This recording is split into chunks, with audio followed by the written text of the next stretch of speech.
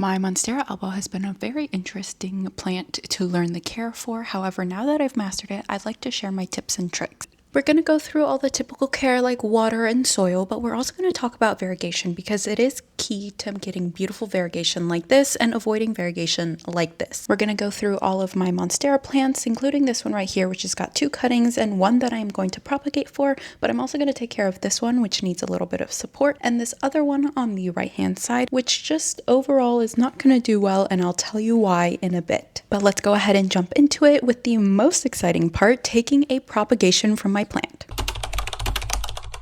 Would you believe that this plant right here started off from a wet stick and it is now 2 cuttings in a ginormous pot? It definitely took some time, maybe some years, but I finally got it to a place to where it is thriving. However, I am noticing some of the cuttings are just getting a little bit too much variegation, so I want to propagate. Propagating a variegated plant is a little bit different than just a normal plant. Yes, you are looking for a node and a growth point and making sure there is one on both the top cutting and the bottom cutting. However, you also have to make sure you're getting good variegation on the propagations. If the growth points don't have good variegation, they won't actually grow new variegation, even though the plant may still look like it should be variegated. Also, with cutting through Monsteras, you want to make sure that whatever cutting tool you have is disinfected, but also not just a flimsy pair of scissors, because you want something very thick and sturdy that will be able to chop through the branch, because honestly it's kind of like a branch. It's very thick and it has like a wood interior. I did have a little bit of trouble with this propagation because I noticed that it had grown its aerial root straight into the plant, and ideally I would have dug it around, but it was very deep in there, so I went ahead and just cut it. And this is totally fine because the plant won't actually grow from the aerial roots, it will grow some new roots instead. So while we're here, we're going to let the cutting callus over, and while we do that, let's talk about watering needs. You can see that this plant definitely needs some water. It is very dry. However, I have noticed that this plant, although it is tropical, prefers its soil on the drier side. It doesn't need a specific water type, and also watering about once a week is kind of ideal for the plant. This is of course based off of the water type, the soil type, and what kind of sun it's getting, so making sure that the soil is completely dry before watering is key. I've also noticed that because it has thicker roots, they are less susceptible to root rot. However, they are not invincible, so make sure you're not overwatering. It seems to also be receptive to all types of fertilizer, so use your favorite one and do it monthly. Understanding how variegation works is key to keeping a Monstera Albo alive, because as you can see, this one has gone to a fully white, completely variegated leaf, which is not healthy because that means the plant is not getting the chlorophyll it needs to survive. Along with that, you don't want the opposite. You don't want it to completely revert back to green and lose all of the beautiful variegation. Variegation is actually a genetic mutation that you can control from the nodes. So to predict what the next variegation is, you look at the node, and if it is completely white, it's going to be completely white. If it's completely green, it'll be completely green. And the sweet spot is where it is like this, where it is both green and white stripes. Now, this right here is a fully variegated top node, which means the next leaf will probably be fully variegated. I've also got this one right here, which you can see is an example of a fully variegated plant that is just not doing well because it is not getting all the chlorophyll it needs, which means that the white parts are going to just start to burn away. This plant, unfortunately, probably won't survive because it's not going to have enough green to make the chlorophyll the plant needs. However, I did try to pot it just in case to see what would happen. However, if you're starting to notice browning on some of your variegation, what I have been doing, which is kind of more of just for myself, is just chopping the brown off so that the leaves look a little bit more alive. This is absolutely not necessary for the plant to survive. However, I find that it is the best way to just keep these highly variegated leaves without them looking burnt and like you can't take care of your plants. Another fun fact is that variegation on the back of the leaf might not match the front, so if you're not seeing some on the front, check the back before you propagate.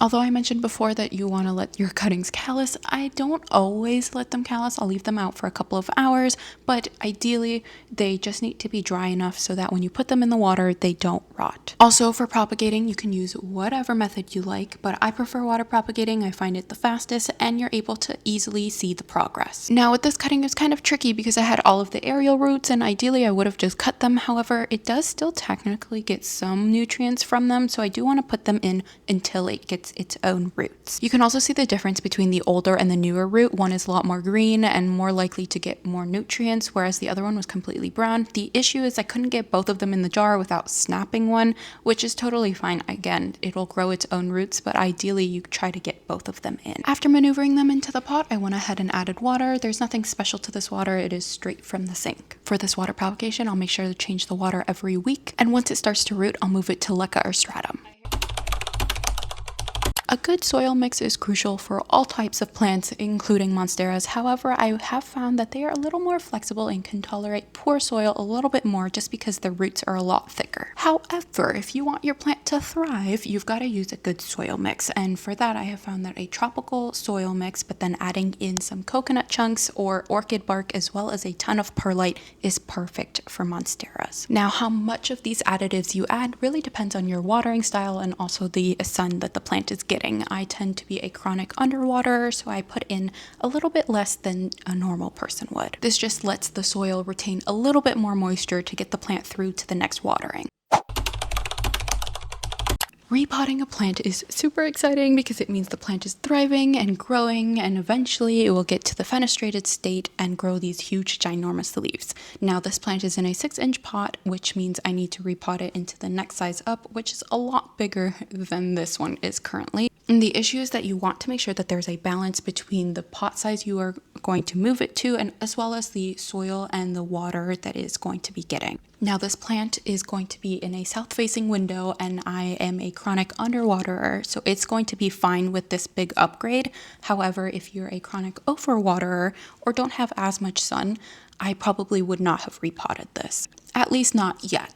You can see that the roots were starting to spiral at the bottom, which means it was getting close to being root bound, and that it is also taking the shape of the pot that it was in. There are a few signs to tell you that, hey, you need to repot this plant. A, if it just constantly has dry soil, even though you just watered it. B, if it is starting to drop some of those lower leaves.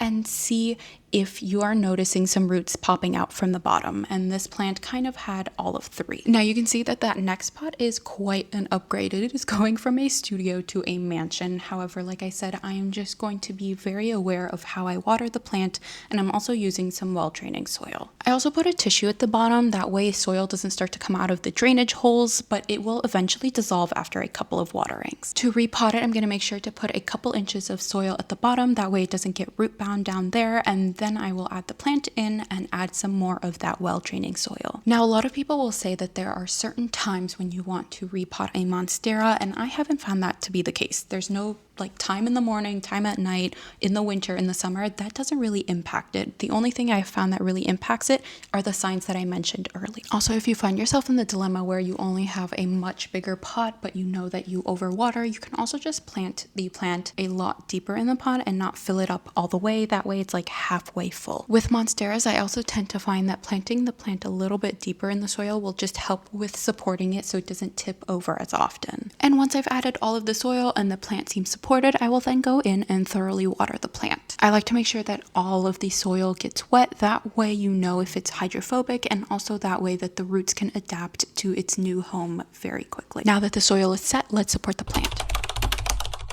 For many plants, you can get away with not fully supporting them. However, with monstera, if you want them to thrive, you have to support them properly. And that's because in nature, they actually grow up the tree trunks. Now, this is a baby plant, so I did just use one individual stick. However, for most of my plants, I kind of use 3 sticks and then angle them inwards and tie them together. That way it is supported from all angles. You can also see that one stick is pretty flimsy, even for this one plant, and that I had to maneuver it around to make sure it was fully supported. The reason I didn't want to fully support it, A, is that it is a baby plant, and B, it was because it was actually going to someone else, so they were probably going to repot it anyways, and I didn't want to go through all of the efforts of properly supporting it if they were just going to go ahead and undo it. But with that, a stick and a twisty tie is all it needed to get supported.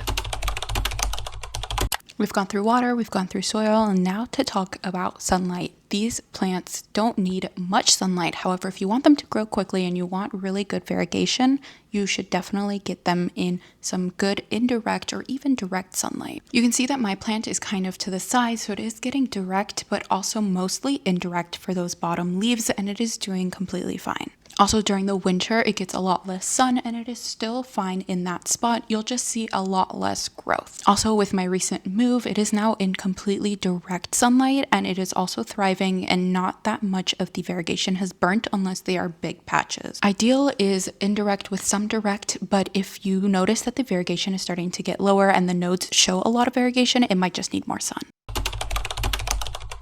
Pests are the bane of my existence, and thankfully Monsteras are not that susceptible. By that I mean, yes, they can get pests, but they won't die out immediately like a calathea would. To treat pests, I make sure to just check in on the plant once a month to make sure that I don't see any, but I also will use some neem oil and just spray down the whole plant just as a precaution and also as a treatment if I do find pests. And while dust isn't a pest, I will also notice that you kind of have to wipe down the leaves because they do get very dusty. And wiping the leaves has two benefits. You'll remove any of the pests that you may have missed, but also you'll remove all of the dust, which may block some of the sun from getting into the leaves. But with that, this is my guide on how to take care of Monstera albos. And if you've got any questions, feel free to leave them in the comments below.